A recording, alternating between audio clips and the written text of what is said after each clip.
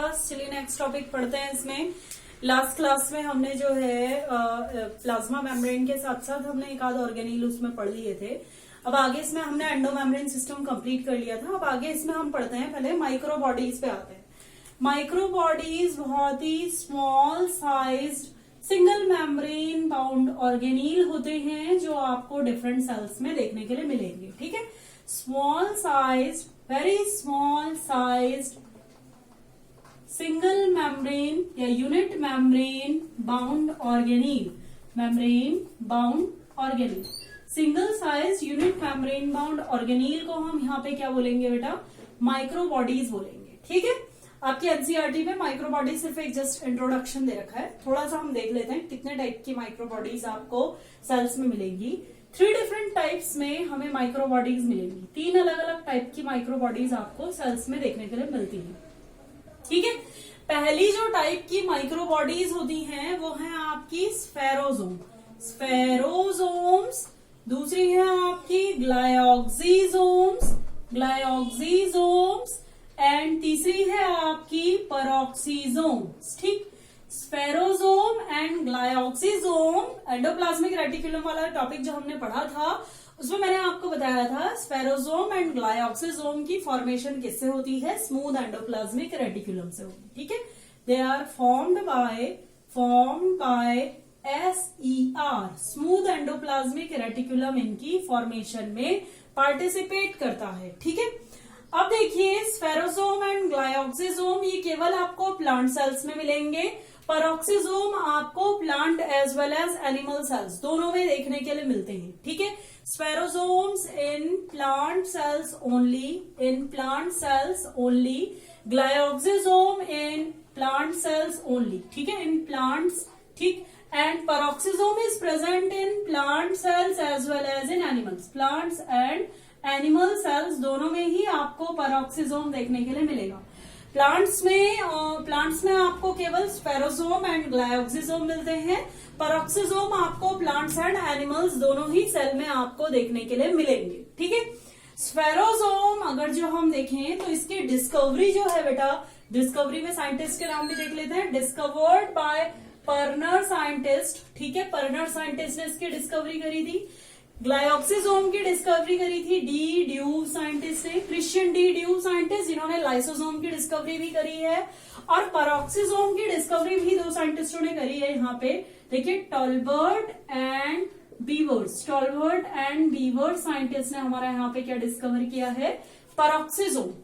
अब इनके फंक्शंस देखते हैं, इनके फंक्शंस क्या क्या है। देखो स्फेरोसोम जो है वो फैट का स्टोरेज और सिंथेसिस करता है। ठीक है, इसमें आपको बहुत सारे हाइड्रोलाइटिक एंजाइम्स भी मिलते हैं, जैसे लाइसोसोम में मिलते हैं ना हाइड्रोलाइटिक एंजाइम्स। उसी तरीके से आपको स्फेरोसोम्स में भी कुछ हाइड्रोलाइटिक एंजाइम्स देखने के लिए मिलते हैं जो कि एसिडिक पीएच में ही एक्टिवेट होते हैं, जस्ट लाइक इन लाइसोसोम। क्या बताया आपको? इसका 2 फंक्शंस है बेटा मेन। एक तो इसमें एसिड हाइड्रोलेजेस प्रेजेंट होंगे, एसिड हाइड्रोलेजेस इसमें प्रेजेंट होंगे जो कि एसिडिक कंडीशन में ही एक्टिवेट होंगे। दूसरा इसका फंक्शन है storage and synthesis of fat. Storage, fat बनाने का काम करता है, फैट सिंथेसाइज भी करता है और फैट को स्टोर करने का काम भी इसका है। ठीक है, इस कारण से आप देखेंगे कि आपको ऑयल सीड के एंडोस्पर्मिक जो सेल्स होते हैं ये उनमें मिलता है present in oil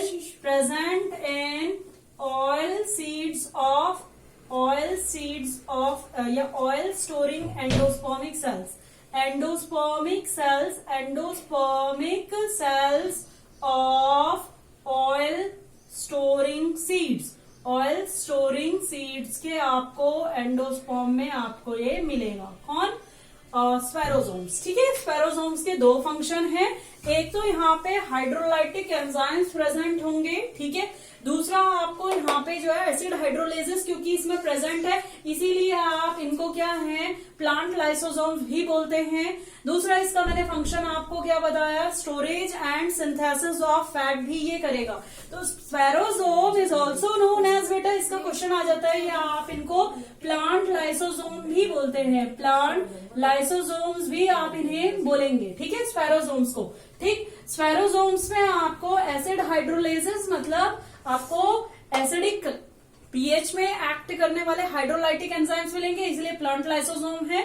storage and synthesis of fat कर रहे हैं, इसलिए आपको एक इसमें मिलेंगे, आपको एंडोस्पर्मिक जो सेल्स होते हैं ऑयल स्टोरिंग सीड्स के, उनमें आपको देखने के लिए मिलेंगे।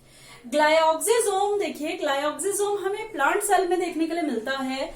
ग्लाइऑक्सिसोम का फंक्शन है participate in glyoxylate cycle. Glyoxylate cycle क्या होती है?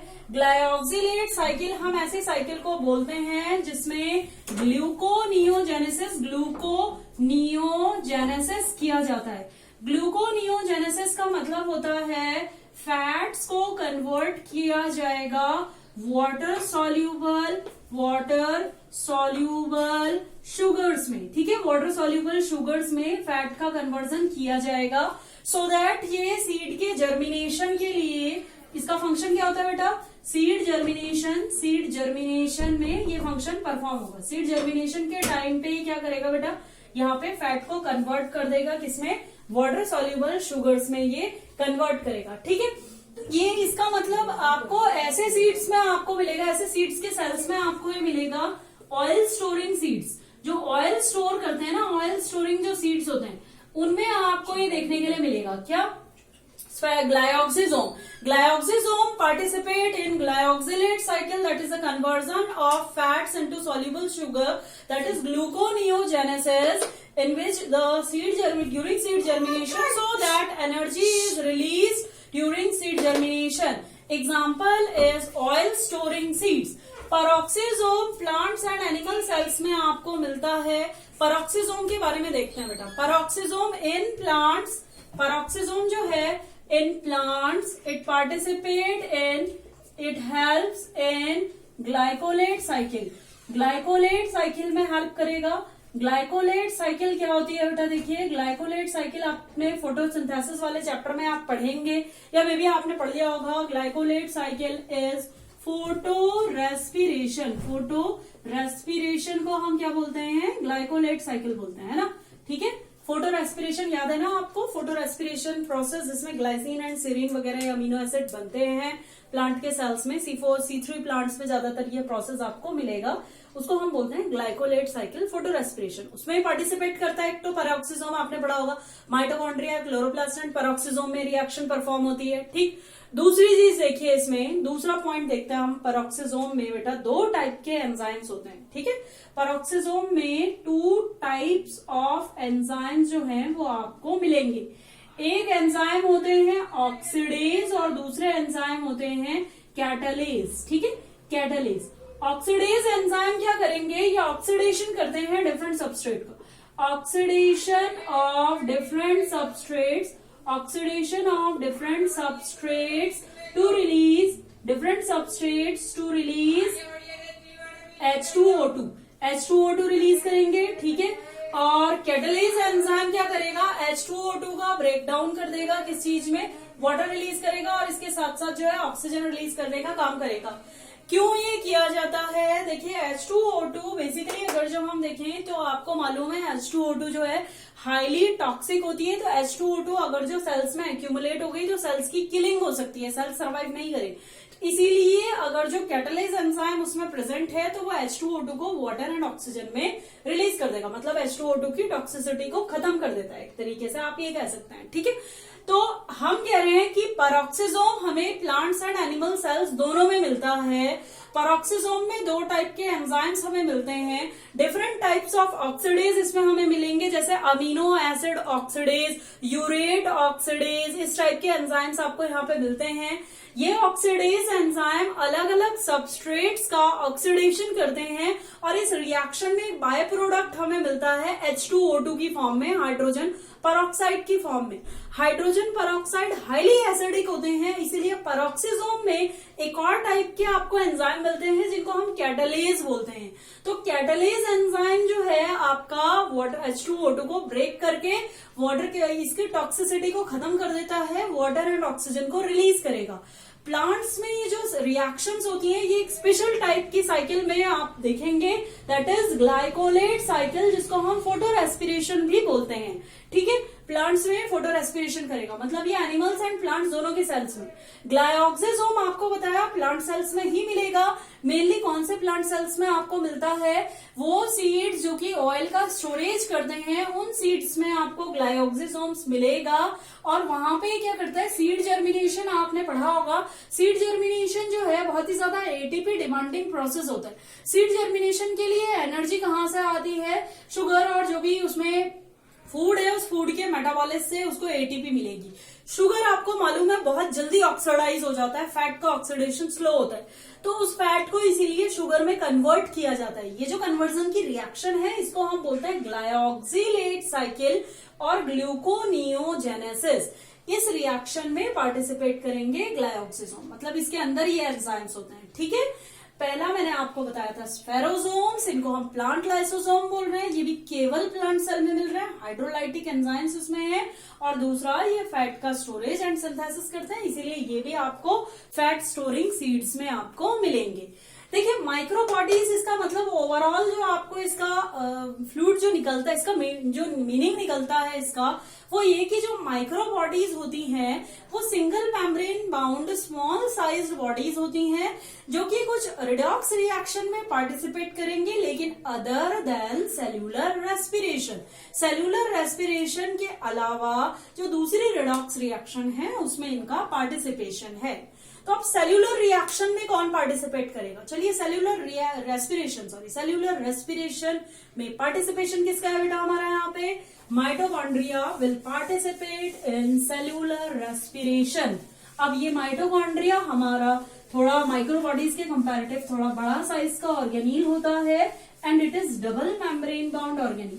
Mitochondria is 2 membrane bound organelle. Mitochondria is double membrane bound organelle. बेटा 2 मेम्ब्रेन इसमें मिलेंगी आपको, double membrane bound organelle. Double membrane bound organelle, double membrane bound organelle होता है हमारा माइटोकॉन्ड्रिया। ठीक है, माइटोकॉन्ड्रिया का अगर जो हम स्ट्रक्चर देखें, पहले तो इसमें माइटोकॉन्ड्रिया की डिस्कवरी के बारे में देख लेते हैं। माइटोकॉन्ड्रिया की डिस्कवरी जो है वो कॉलिकर साइंटिस्ट ने करी थी, डिस्कवर्ड बाय कॉलिकर साइंटिस्ट, एंड कॉलिकर ने इसे डिस्कवर किया था स्ट्रेटेड मसल ऑफ इंसेक्ट्स। ठीक है, इंसेक्ट्स की स्ट्रेटेड मसल सेल में माइटोकॉन्ड्रिया की डिस्कवरी करी थी किसने? कॉलिकर साइंटिस्ट ने। लेकिन जो टर्म माइटोकॉन्ड्रिया है वो बेंडा ने दी है। Term mitochondria is given by Benda scientist ने माइटोकॉन्ड्रिया टर्म दी है। ठीक है, mitochondria term is given by Benda. ठीक है, अब माइटोकॉन्ड्रिया जो है उसको हम पावर हाउस ऑफ सेल भी बोलते हैं बेटा। पावर हाउस का मतलब है एटीपी प्रोडक्शन में पार्टिसिपेट करता है, मतलब क्योंकि ये एटीपी प्रोड्यूस कर रहा है, इसलिए माइटोकॉन्ड्रिया को हम पावर हाउस ऑफ सेल भी आप इसे बोलेंगे। इसका फंक्शन है सेल्यूलर रेस्पिरेशन में पार्टिसिपेट करना। अब किसी सेल को, अगर जो कोई सेल ऐसे हैं जिनमें एटीपी की डिमांड कम होती है, तो वहां पे आपको माइटोकॉन्ड्रिया का नंबर कम मिलेगा, और जहां पे जिन सेल्स को एटीपी की डिमांड बहुत ज्यादा है वहां पे आपको माइटोकॉन्ड्रिया ज्यादा मिलेंगे। जैसे कि chlorella, it is an algae, इसमें एक माइटोकॉन्ड्रिया आपको केवल मिलेगा, only 1 mitochondria is present in chlorella. ठीक है, अगर जो हम बात करें स्पर्म की, तो स्पर्मेटोजोआ में आपको स्पर्म थोड़ा सा ज्यादा एक्टिव होगा। ठीक है, तो इसमें आपको 25 माइटोकॉन्ड्रिया मिलेंगे पर सेल। एक सेल में आपको 25 माइटोकॉन्ड्रिया मिल रहे हैं एक स्पर्मेटोजोआ में। एक क्लोरेला की सेल में आपको 1 माइटोकॉन्ड्रिया मिल रहा है। अब हम किडनी सेल अगर जो हम देखें आपने, तो किडनी सेल्स में आपको 300 से लेके 400 माइटोकॉन्ड्रिया आपको मिलेंगे। हम लीवर सेल अगर जो हम देखें, तो लीवर की सेल्स में आपको 500 से लेके 1000 माइटोकॉन्ड्रिया आपको मिलते हैं। और सबसे मैक्सिमम जो माइटोकॉन्ड्रिया है वो हमें मिलता है in the flight muscle cell, single flight muscle cell में आप देखें तो इसमें आपको एक ही सेल में 5 लाख माइटोकॉन्ड्रिया आपको मिलेंगे। एक पर सेल में आपको 5 लाख माइटोकॉन्ड्रिया देखने के लिए मिलेंगे। इसका मतलब इन सेल्स की एटीपी डिमांड बाकी दूसरे जितने भी सेल्स अभी बताए उनके कंपैरेटिव ज्यादा है, इसीलिए इसमें माइटोकॉन्ड्रिया का नंबर बहुत ज्यादा होगा। ये मैंने इंट्रोडक्शन दे दिया आपको माइटोकॉन्ड्रिया का। माइटोकॉन्ड्रिया के स्ट्रक्चर को पढ़ते हैं। अब देखिए, माइटोकॉन्ड्रिया बताया आपको डबल मेम्ब्रेन बाउंड ऑर्गेनील है, 2 मेम्ब्रेन इसमें आपको मिलेंगी। आउटर मेम्ब्रेन जो होती है बेटा, आउटर मेम्ब्रेन में आपको बिल्कुल वैसे ही मिलेगी जैसे बैक्टीरिया में आपको, मैंने ग्राम नेगेटिव बैक्टीरिया में हमने जो लिपोपॉलीसैकेराइड की लेयर पढ़ी थी, जो ग्राम नेगेटिव बैक्टीरिया होते हैं उनमें बताया था आपको सेल वॉल डबल लेयर्ड होती है। अंदर वाली सेल वॉल उनकी पेप्टिडोग्लाइकेन की होती है और बाहर वाली लेयर उनकी लिपोपॉलीसैकेराइड की होती है। तो उसमें मैंने बताया था आपको कुछ पोरिन प्रोटीन्स होते हैं, तो यहां भी आपको आउटर मेम्ब्रेन में क्या मिलेंगे बेटा, पोरिन प्रोटीन्स मिलेंगे। It also consist of porin proteins in the outer membrane and the porins participate in the entry and exit of water soluble substances for the movement of water soluble substances। ठीक है, ये outer membrane का function है। Outer membrane में generally आपको 60% proteins मिलते हैं बेटा, 60% प्रोटीन्स इसमें होते हैं और 40% इसमें आपको मिलेंगे लिपिड्स। ठीक है, 40% लिपिड्स हमें इसमें मिलते हैं। ठीक, आउटर मेम्ब्रेन तो ये हो गई। आउटर मेम्ब्रेन के बाद, आउटर मेम्ब्रेन कंटिन्यूअस होती है, इसमें कोई फोल्डिंग्स आपको नहीं मिलेंगी। आउटर मेम्ब्रेन के बाद अब अगर जो हम इनर मेम्ब्रेन देखें तो इनर मेम्ब्रेन और आउटर मेम्ब्रेन जो है दूर दूर होती, एक दूसरे से बिल्कुल क्लोज नहीं होंगी। और इनर मेम्ब्रेन जो है वो प्लाज्मा मेम्ब्रेन की तरह एक्ट करती है। इनर मेम्ब्रेन में आपको इस तरीके से इनफोल्डिंग्स मिलेंगी, इन्वेजिनेशंस मिलती हैं जो फोल्डिंग्स बना देती हैं। ठीक है, this is inner membrane. Inner membrane में जो ये फोल्डिंग्स प्रेजेंट है, इन फोल्डिंग्स उसकी वजह से जो स्पेसेस क्रिएट हो गए हैं इनको हम बोलते हैं क्रिस्टी या क्रिस्टम। ठीक है, क्रिस्टी हम इनको बोलेंगे। जो स्पेस बन गए हैं इनको हम क्रिस्टी बोलते हैं। इनफोल्ड जो होते हैं ना, इसके इनफोल्ड अंदर वाले जो फोल्ड होते हैं वो क्रिस्टी होते हैं। अच्छा, फोल्डिंग्स अगर जो कभी भी लेयर में, अगर जो किसी भी लेयर में कंटिन्यूअस ना होके उस लेयर में फोल्डिंग्स आपको दिख रही हैं, तो आपको इतना समझ आना चाहिए कि ये सरफेस एरिया इंक्रीज करता है उस मेम्ब्रेन का। कोई भी एक ऐसा फंक्शन है जिसमें कि अगर जो सरफेस एरिया बढ़ जाए तो फंक्शन एनहेंस हो सकता है। तो इसीलिए यहां देख रहे हैं आप, क्रिस्टी जो है वो इनफोल्डिंग्स इसमें क्रिएट हुई है to increase the surface area. ठीक है, अब किस चीज के लिए वो हम आगे देखते हैं। इसमें देखो बेटा, जो इनर मेम्ब्रेन और आउटर मेम्ब्रेन के बीच का जो स्पेस है इसको हम बोलते हैं peri mitochondrial space. It is known as peri mitochondrial space. ठीक है, पेरी माइटोकॉन्ड्रियल स्पेस में आपको मिलेंगे, in peri mitochondrial space there is a fluid, homogeneous fluid एक फिल्ड रहता है। ठीक है, क्लियर फ्लूइड होता है, homogeneous fluid. It consist of homogeneous fluid जो है इसके अंदर भरा हुआ रहेगा। ठीक है, इस फ्लूइड में आपको एंजाइम्स मिलेंगे। Different enzymes are present for link reaction. Enzyme for link reaction आपको इसमें मिलेंगे।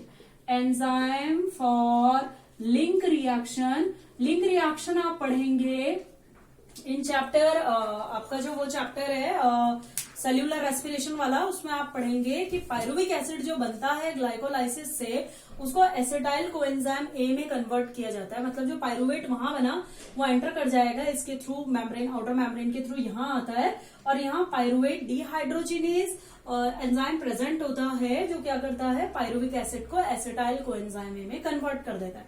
तो वो जो रिएक्शन है वो हमारी यहाँ होती है, पेरी माइटोकॉन्ड्रियल स्पेस में होती है। अंदर वाला जो स्पेस है इसको हम बोल रहे हैं inner chamber. This is called inner chamber. और इनर चैम्बर में जो एक जेल जैसा फ्लूइड प्रेजेंट होता है उसको बोला जाएगा matrix. Matrix is the gel like fluid present in the inside the inner chamber. Inner chamber में जो जेली जैसा फ्लूइड प्रेजेंट है उसको हम क्या बोल रहे हैं बेटा, मैट्रिक्स बोल रहे हैं। मैट्रिक्स में आपको डिफरेंट बेटा आयंस मिलेंगे, जैसे कि manganese ions and potassium ions जो है इसमें कॉमन मिलता है। ठीक है, इसके अलावा आपको यहाँ पे मिल जाएंगे डबल स्ट्रैंडेड सर्कुलर डीएनए, मतलब यहाँ पे आपको प्लाज्मिड्स भी मिलेंगे, आपको यहाँ पे डिफरेंट टाइप्स ऑफ आरएनएस भी मिलते हैं, आरएनए भी मिलेंगे अलग अलग टाइप के। आपको यहाँ पे जो है 70S राइबोसोम भी देखने के लिए मिलेगा, 70S राइबोसोम भी मिलता है, ठीक है। और भी डिफरेंट प्रोटीन्स यहाँ पे प्रेजेंट होते हैं, ठीक। इसमें आपको एंजाइम्स मिलेंगे for Krebs cycle, Krebs cycle के एंजाइम्स भी आपको मिलेंगे, enzymes for Krebs cycle, enzymes for TCA cycle, TCA cycle tricarboxylic acid cycle या फिर क्रेब्स साइकिल के एंजाइम्स आपको यहाँ मिलते हैं। इनर मेम्ब्रेन में जो फोल्डिंग्स हो रखी हैं, इन फोल्डिंग्स को हम क्रिस्टी बोल रहे हैं।